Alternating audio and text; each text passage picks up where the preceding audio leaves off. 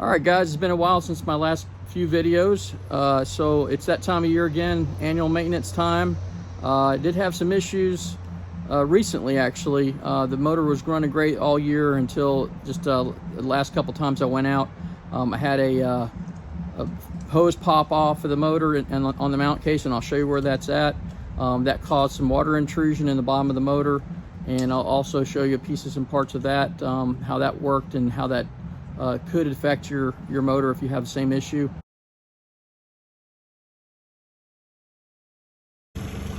Well, leaking water. That's not good. Not sure where that's coming from. Open it up. Alright, this thing's leaking water from somewhere. I'm not sure where. Water all over here. Inside this housing. Can't really tell where it's coming from. Yeah, it might be just a hose off. Oh, right there. The hose came off, probably off the separator tank. Hose. So I'm gonna have to wash this whole thing out. It's all salt water here. Just noticed it, so that's not good. Yep, a little more work to do. Alright guys, got the motor hooked up to the hose. I wanted to show you what this looks like inside while it's running. Can't get to that hose on the water to reconnect it. You have to actually take the covers off to get to that hose.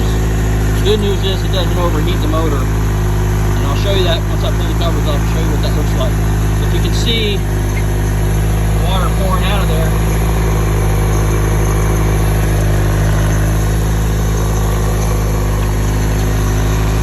Yeah, not a good feeling. So I'll pull the covers off and I'll show you where that hose is at. Alright, so here's the hose that pops off, or that popped off for me. And that little spring clamp right there is just not holding it on very well. So and that right there, it just slides on and off real easily. So I'm going to put a regular hose clamp on that. These other ones look pretty secure. I might put one there just to make sure. This is a smaller diameter hose. Going back over to the back side of the motor here. Covered that in a previous video, right through here. That's where that hose goes down into the water pressure relief valve.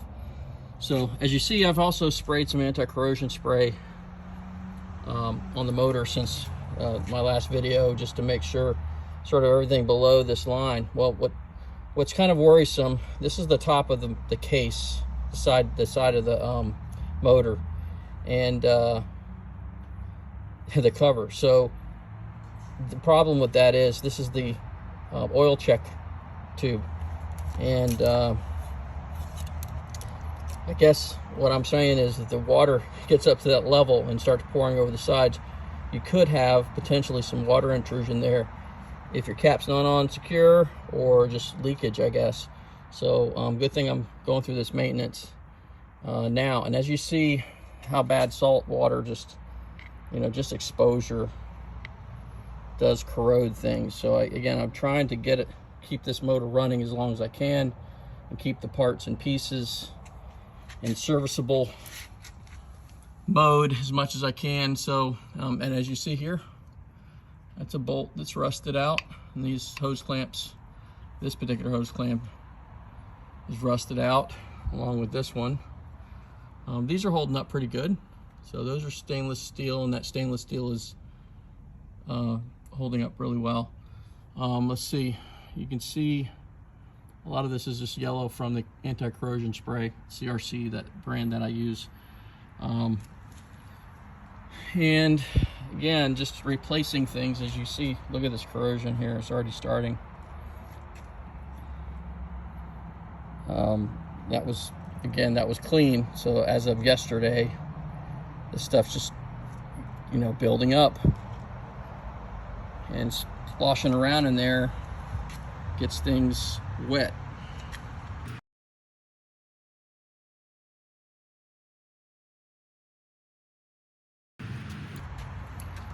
rust. I'm going to replace those bolts. Same thing on there. And as you see on the bottom of the oil pump, there's a rusted bolt there. One on the other side. These other ones look okay. But yeah, just trying to stay ahead of the game when it comes to corrosion. And these are rusting a little bit up here, but not too bad. Bolts are good here. Up higher on the motor, of course, it's not as bad. There's a little bit of rust there, but that's not a big deal. And then my water or thermostat, so that was the block thermostat. The head thermostat's here. As again I said, when the bolts get a little bit of wear and tear from taking on and off these bolts, they just need to be replaced every now and then. Same thing with that block thermostat. So I'm going to take care of all those things in this maintenance coming up. So I've got quite a bit of work ahead of me, but at least I wanted to cover this and show you what I'm doing and what the issue was, and something to keep in mind. If that hose pops off, you know, it'll let you continue to run without any issues, but you are exposing your motor to, if you're in salt water, exposing your motor to a lot of things. You know, even the electrical parts. You know, these were below these were completely submerged and underwater. So a lot of this stuff was underwater for, you know, at least a good hour or so, 2, 3, maybe 4 hours of running with this stuff underwater when I noticed it. So, you know, these electrical wires are above the water line, but still things slosh around in there. That stuff could get you know, could cause issues, especially salt water intruding on those wires. That could corrode on me later on. Don't know. So just keep aware, make you guys aware of what could happen. Potentials of getting getting water inside the motor and letting it sit there could cause major issues for you. Just running fine for a little bit there, and all of a sudden it started sputtering. So we're gonna see what it is. I think it might be a spark plug issue. Could be a problem when again this whole thing filled with water in the bottom part, because one of the little hoses came off, water hoses came off, so the bottom part of the motor flooded and salt water. So there may be some corrosion already on some of the wires. Maybe one of the spark plug wires is corroded. I don't know. I'll have to do a little deep dive and figure this out. But it only lets me get up to about 3,000 RPM, so I'm going to show you what that looks like. All right, so let's see. You can hear it sputtering.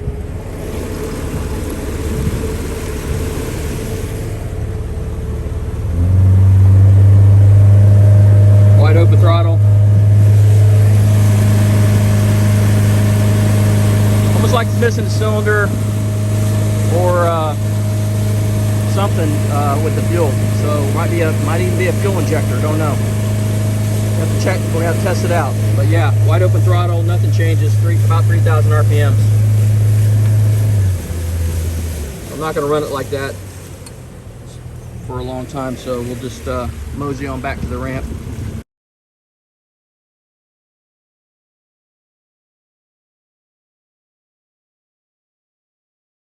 Got the shop manual out here on the bench, and hey, if you're gonna do maintenance on your motor, I highly recommend getting yourself the shop manual.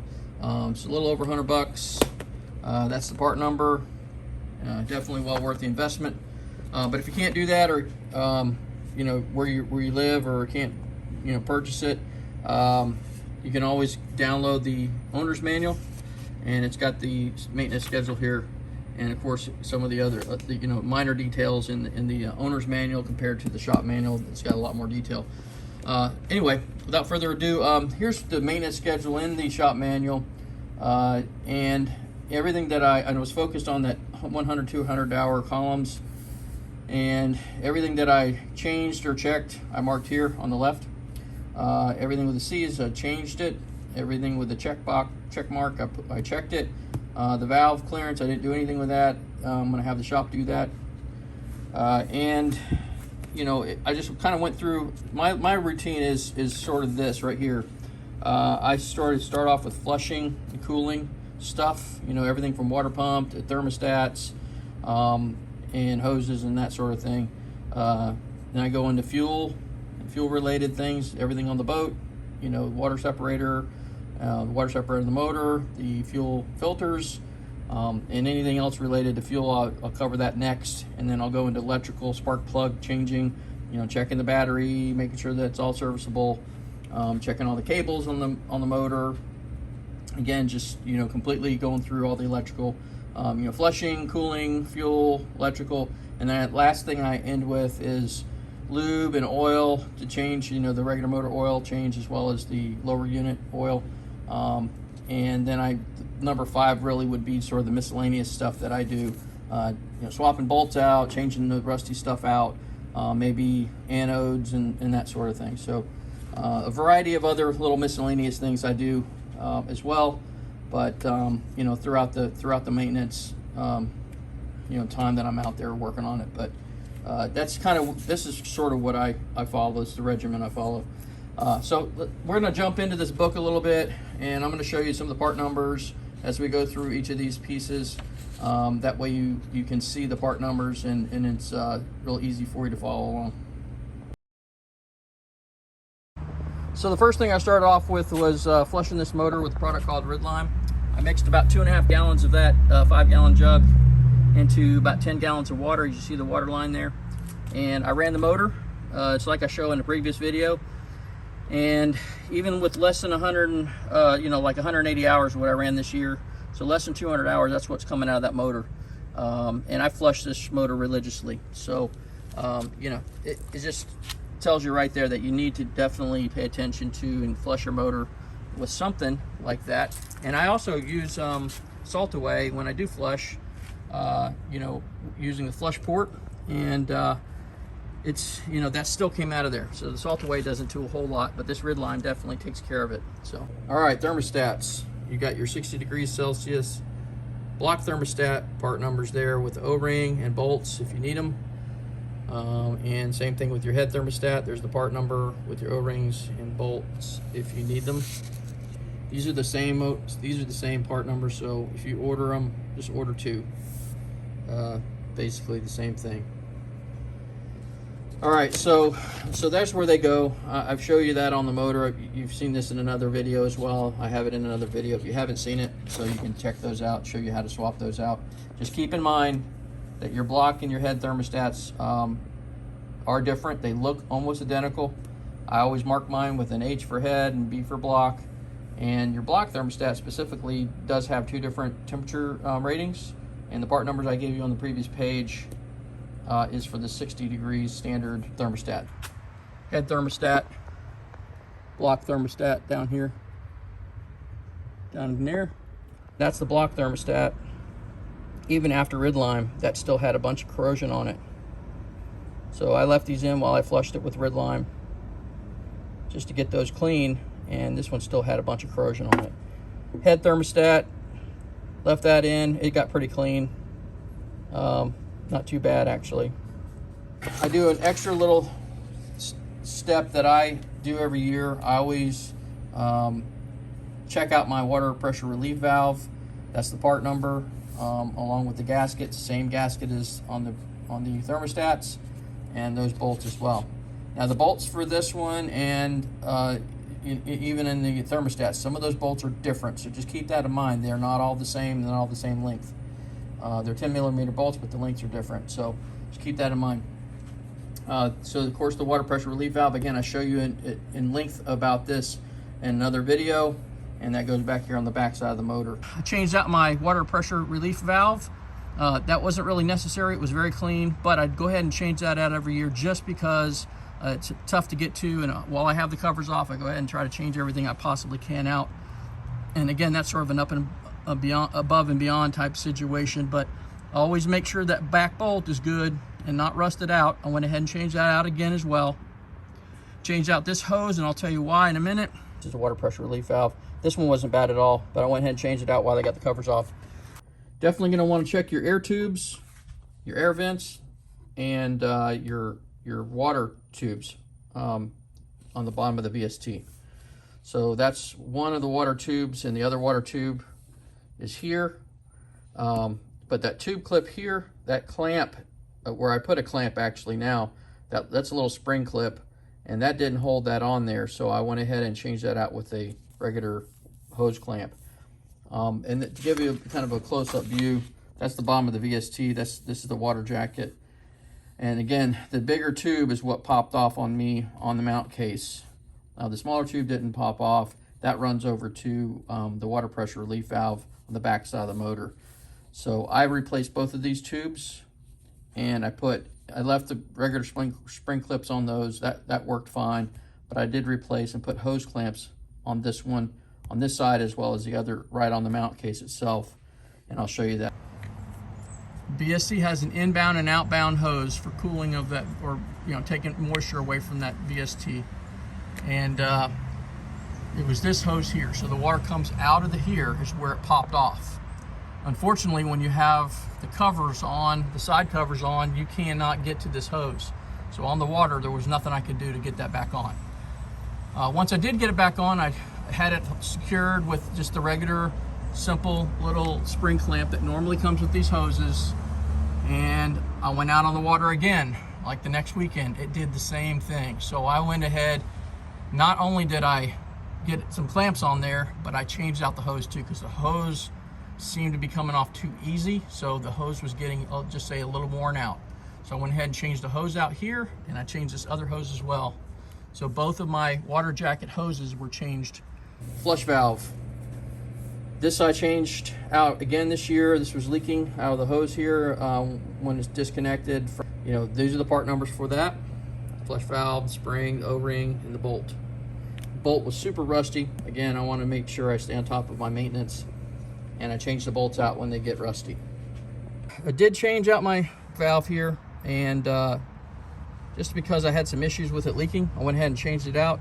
That's real easy to get out of there, but I would definitely pull those to make sure everything's good. I did change the bolt out as well. That was all rusty. I put new hose clamps on it just to make sure it was good, and I sprayed it down with anti-corrosion spray, because these are very exposed to salt water, which is where I run most of the time in my boat. Check this hose. This hose and this hose were replaced last year, so we're good on those, except for again, I made sure that my hose clamps are good and not rusting out. All right, water pump. That's the part number for the basic kit, and that comes with the O-ring, the impeller itself, the Woodruff key, and the impeller gasket. I showed this in another video, so you should be able to see more detail in another video about how to change out your water pump. While you have that lower unit off, make sure you hit all your grease points as well. The water pump looks pretty good. The impeller, no big deal. It's fresh. Didn't change that out too long ago, so that's still really in good condition. All right, so your fuel filter, the low pressure side, super easy to change. That's the part number for that. Show you that in another video. This is like a really easy thing to do. The high pressure fuel filter, that's the part number, and you're definitely going to want to get the O-ring as well. Again, I showed this in another video. Here's the O-ring. Replace the filter and the O-ring. Be careful when you take it apart, because there's a spring there. Went ahead and changed out my fuel filter. This is a low pressure fuel filter. The pump is fine. The low pressure fuel pump or fuel filter, it was good as well. When I emptied it, and there was no water that came out of there, no trash or anything like that, no particles, so we're all good there. And of course my high pressure fuel filter as well. The high pressure fuel pump filter looked pretty good, no issues. The water separator that's it's on the motor, in the front part of the motor, you want to clean and check that. You can take that apart. It's not too hard. It's just a matter of pulling it out of the boat, or off the motor, and taking it apart. Make sure it's clean. Make sure there's no water in it. And you can do some testing. So there is some testing that you can do with this. for continuity to make sure when it floats up and down. That's the on motor water separator. I cleaned that out, made sure there was no water in there, no particles, everything was good and clean. And swapped out my onboard water separator. Checked all my hoses on the fuel lines, no issues. This is on the injector rail, no issues there. I did add a little bit of rubber tape here to this particular fuel line to make sure that it doesn't interfere with that hose clamp that I put on right there. And but all of this is good, no issues with the fuel lines, all that's serviceable, and everything is good on the fuel side. The bulb is good, everything's serviceable on my lines and on board on the boat. No issues with the hoses or anything like that. All my hose clamps are good. So the fuel lines and everything in terms of fuel there was really no issues this year at all. Okay, spark plugs. This is the part number. I think that's the Honda part number, and this is the NGK part number. You're gonna need 4 of them. They're gonna go here and behind the coils. I'll show you that on the motor. You'll see that. And this is a very long cavity that this spark plug sits back in there. So you're gonna definitely need a spark plug wrench. If you don't have a spark plug wrench, you're gonna need it for sure. And I've written that down here. That's the spark plug wrench part number, because that goes way back up in there. And if you don't have it already, if you don't have a kit, I mean the kit comes with one, but again, if you don't have the kit, you can just buy the spark plug wrench separately. Definitely want to be careful with these iridium plugs. You don't need to, as it shows here, you're going to be careful when you measure those. The type of gauge you use is a wire type versus a flat type. Mine all came preset at 0.039, I think it was, which is the minimum standard there, which is the lower end of that spectrum. So mine were all gauged and specifically were 0.039 on the dot. So just keep that in mind. You don't want to make any adjustments on these. It says somewhere in here, I think if it's bad, you can't be adjusted. So you're gonna have to replace it. Spark plugs. All right, when I had water intrusion in the motor, water intrusion was up to about here. That bottom spark plug got water in the well, and this coil had some issues and started sputtering out on me on the last time I was out. So ended up losing this cylinder because the spark plug, or this whole thing, had water inside of it, and lost spark. So it would only go to about 3,000 RPMs. I limp mode home, and but got, everything was good. But the motor didn't. When I did have water intrusion at the time I was on the water itself, it did not flood the motor or cause any issues while I was there. This was only after I'd fixed the issue and the water had been sitting in there and I didn't know it. So just something to think about. In here, if you do get water in your motor, you're going to need to check your bottom spark plug, because that probably will have water inside there. The spark plug, of course, it wasn't in the motor, it was just affecting the coil. So took all that apart, cleaned it all out, squirted some WD-40 in there before I took the plug out, made sure it was all nice and clean, and then I pulled the plug, had the motor in the very far down position, so that when I did spray stuff in there, it drained out and didn't cause any issues when I went ahead and changed the spark plug. So I just took some extra precaution, took my time. Again, I went through all my spark plugs, I changed them all out, and here's what that spark plug looks like, just so you can see. You can see the water intrusion just after a couple situations with water getting the hose popping off inside here. I don't know if you can see that real clear, but definitely a problem there. All right, so speaking of spark plugs, make sure you guys have the right spark plug wrench. This is the one that comes in the kit. You can buy it separately if you don't have it. But yeah, definitely get yourself the kit. This goes way back there, and if you don't have the right wrench, you're gonna need it. One thing I did find is this was completely corroded, so I did take that apart, and it was under the cover, so I couldn't see it. So there's an idea that you guys may want to follow along and do. Check your starter to make sure it's good to go. And of course this side as well, there was a little corrosion there. I went ahead and took that apart and greased it down with a little bit of this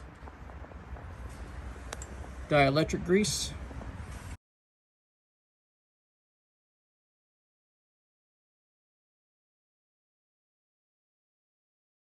All right, as far as engine oil goes, it's 10W30 marine grade synthetic oil is what you need.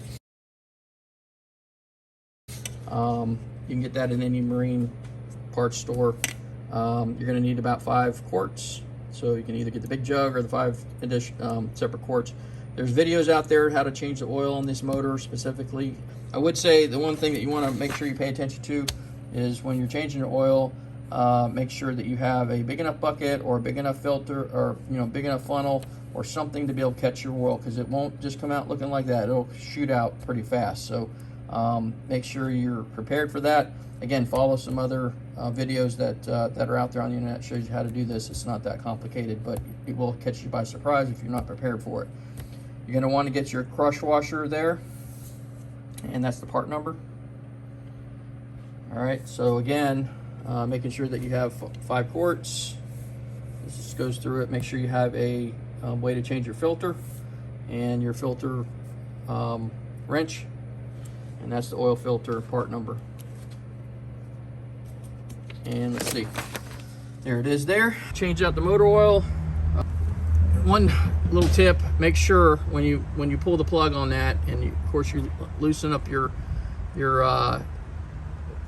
little cap up top, make sure that you have the bucket right here or some sort of big funnel that's going to funnel all that oil, and it needs to be a big high volume funnel that can funnel all that oil, because that oil will come shooting out of there and maybe overshoot your bucket if you're not careful. So be careful with that. No water intrusion on anything. That's good. That's what you want to look for. Swapped out the filter. All right, moving on to gear case oil. Make sure that you get the little tiny O-rings that come with that. I think that's over here. And the alternative oil that I use in my motor is a 75W90. I think I had 80W90 in there last year. Synthetic hypoid marine grade oil. The most important piece is that hypoid API GL45. That's what you want. You can use some basic stuff, but I use the synthetic stuff both in the motor and the gear case. And again, make sure you have your O-rings. I think this comes in a 2-pack, so that's the part number. And of course, this shows you how to change your oil. You're gonna squirt it up from the bottom. You're gonna loosen this up, and it's gonna come out of there. So again, be prepared. Sometimes these are hard to get off, so you might have to use an impact driver of some sort to loosen that up and get those off, on both sides. So just be prepared for that. I had to use an impact driver on mine. Last thing is, check for, when you do change your oil, check for any type of metal shavings. That's a magnet right there for that reason. Check for metal shavings, and you want to make sure that you check for it and see if there's any water in your oil there. So those are just some little tips there. Oil, O-rings, check the oil for water, check for metal shavings, and just be careful when you change the oil so it doesn't get all over the place. Swapped out the lower unit oil. That all looked clean, no water in anything on either one. All right, lubrication. I can't overstate this enough. That's probably one of the most important pieces of the maintenance that you need to do on this motor more often than not. Definitely hit some of these areas. Some of them are tough to get to. This is pretty easy to get to, except for some linkage back more on the inside there. Of course, the prop, easy to get to, get you behind your thrust washer. On the bottom of the motor, that's a little bit more difficult to get to. Definitely up in here is a little more difficult to get to. But get all the areas you possibly can. Again, these little throttle areas, those are kind of tough to get to. But you definitely want to hit all your grease points for sure. All those fittings. Talked about gear oil and the lower unit. That's not a big deal. That's easy to do. Again, all the fittings that you want to hit, grease all this stuff up, especially the fittings. And this is where the tilt area is on the back of the motor. You can hit this shaft or cylinder as well as the little stopper. Bottom where everything sort of tilts there, that lower collar. I'm gonna hit both sides of those. And if you have a tiller style motor, it gives you some direction to sort of grease that up. Definitely hit your steering. I'll show you in another part of the video where I take this apart. I don't really show you, but I tell you that I take this apart. I pop this bolt off and pop that rod up, and then I will also unbolt it from this side and pull that out, and then I will grease that rod up, grease the steering cable up, and then also clean that tube out where the steering cable goes. I'll clean that out with a 20 gauge gun cleaning kit, and get it nice and clean in there, lubed up, and then I'll stick that back through, tighten the bolt back down on this side, put this back together, and good to go. It's not that hard, but again, a lot of this greasing stuff is messy. So again, corrosion prevention and lubrication, greased everything, got all the fittings greased, everything according to the book, and you know, just went around this motor all over the place and just made sure that everything was greased down as much as I possibly could. And again, I used a ton of corrosion prevention on this motor, lots of little types of grease here. This grease here I use for just external stuff. This is obviously for the fittings, WD-40 when necessary. I also found some issues with some electrical connectors here on the starter. So just keep an eye on, you know, all of anything you can do to, again, extend the life of your motor is what you want to do, because these things are you know, exposed to all kinds of water, and in my case, salt water. And of course, I had that saltwater intrusion when that hose popped off on the other side, which could potentially cause me issues, and that's why I sprayed this thing down and greased it down heavily after this hose popped off here. So again, little thing like that can cause you big problems. So do what you can do to be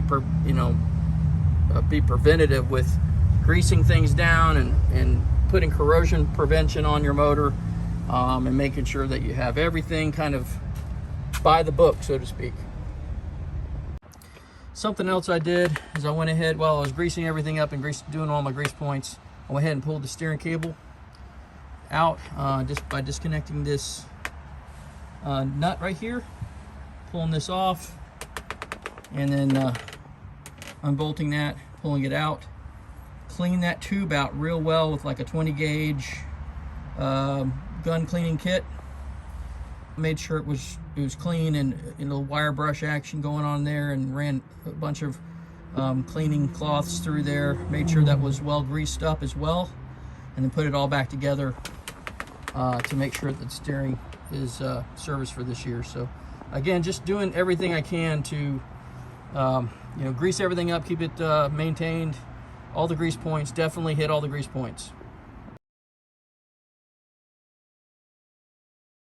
See here, a bunch of bolts had a bunch of rust on them, and of course the O-rings and gaskets, I changed those all out per, you know, when I'm swapping those parts out for these were rusted out. I swapped those out, and again, just sprayed everything down.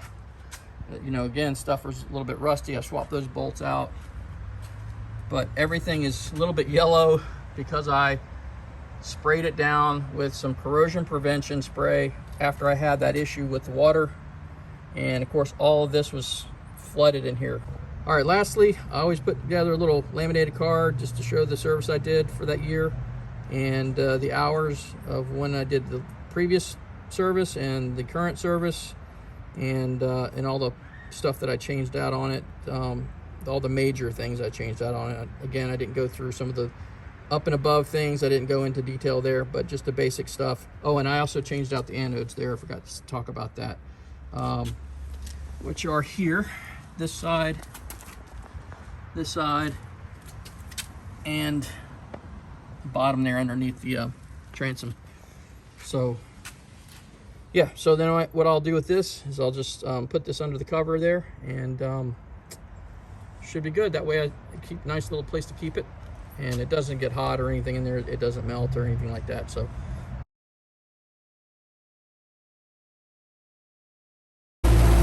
guys brought her out here today on the lake just to test her out, make sure she's running good. Did a couple laps and everything is super smooth, humming like a bird. Let's give her a shot.